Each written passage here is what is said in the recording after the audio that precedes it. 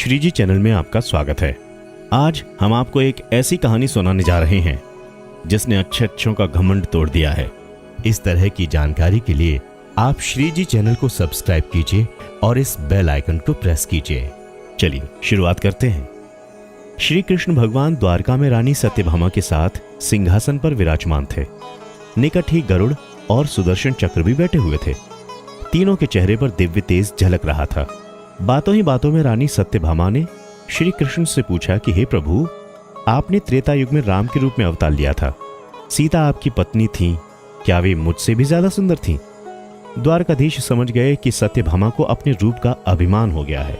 तभी गरुड़ ने कहा कि भगवान, क्या दुनिया में मुझसे भी ज्यादा तेज गति से कोई उड़ सकता है? इधर सुदर्शन चक्र पे भी रहा नहीं गया और वे भी कह उठे कि भगवान, मैंने बड़े बड़े युद्धों में आपको विजयश्री दिलवाई है, क्या संसार में मुझसे भी शक्तिशाली कोई है? भगवान मन ही मन मुस्कुरा रहे थे। वे जान रहे थे कि उनके इन तीनों भक्तों को अहंकार हो गया है और इनका अहंकार नष्ट करने का समय आ गया है। ऐसा सोचकर उन्होंने गरुड़ से कहा कि हे गरुड़, तुम हनुमान के पास जाओ और कहना कि भगवान राम माता सीता के साथ उनकी प्रतीक्षा कर रहे हैं। गरुड़ भगवान की आज्ञा लेकर हनुमान जी को लेने चले गए। इधर श्री कृष्ण ने सत्यभामा से कहा कि हे देवी, आप सीता के रूप में तैयार हो जाएं, और स्वयं द्वारकाधीश ने राम का रूप धारण कर लिया।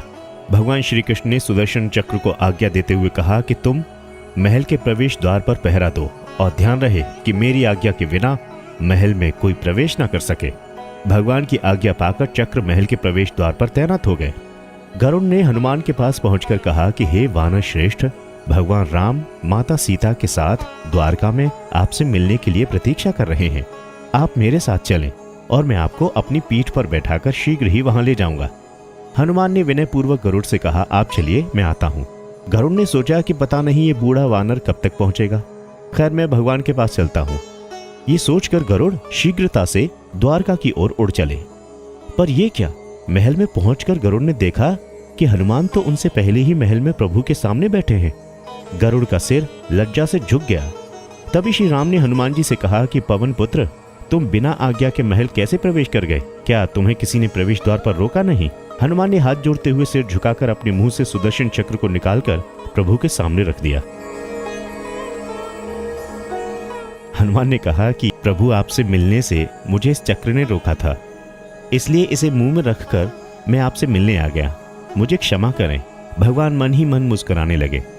हनुमान जी ने हाथ जोड़ते हुए श्री राम से प्रश्न किया, हे प्रभु, आज आपने माता सीता के स्थान पर किसी दासी को इतना सम्मान दे दिया है कि वो आपके साथ सिंहासन पर विराजमान है। अब रानी सत्यभामा का अहंकार भंग होने की बारी थी। उन्हें सुंदरता का अहंकार था जो पल भर में चूर हो गया। रानी सत्यभामा, सुदर्शन चक्र और गरुड़ जी तीनों का गर्व चूर चूर हो गया। वे भगवान की लीला समझ रहे थे। तीनों की आंखों में आंसू बहने लगे और वे भगवान के चरणों में झुक गए। अद्भुत लीला है प्रभु की। अपने भक्तों के अहंकार को अपने भक्तों द्वारा ही दूर कर दिया उन्होंने। इस कहानी का सार है कि जीवन में कभी अहंकार नहीं करना चाहिए। जरूरी नहीं है कि जो आज आपके पास है वो कल भी आपके पास रहेगा। अपने अंदर जरा सा भी अहंकार आने लगे तो स्वयं ठाकुर जी हमसे दूर हो जाते हैं। ठाकुर जी को निस्वार्थ भक्तों से ही बहुत ज्यादा मोह है और अहंकारियों से वो हमेशा दूर रहते हैं। आपको ये वीडियो कैसा लगा जरूर बताएं कमेंट सेक्शन में, और हाँ, श्री जी चैनल को सब्सक्राइब कर लीजिए। नमस्कार।